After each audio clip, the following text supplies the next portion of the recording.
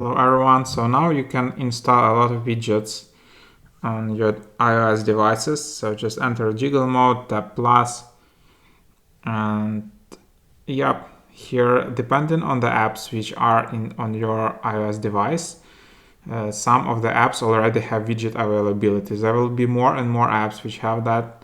So like to install Pocket Widget, just do that, tap on the Pocket. There are two design options at the moment. So yeah, these two options, and then just tap add widget, and that's it. And that's how it works. Then you can just tap and hold, you can remove widget. And then if you tap on specific story, you will be redirected to the Pocket app.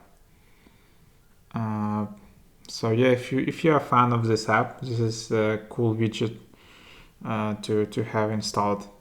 Anyways, I will remove it for now, but hope that was helpful.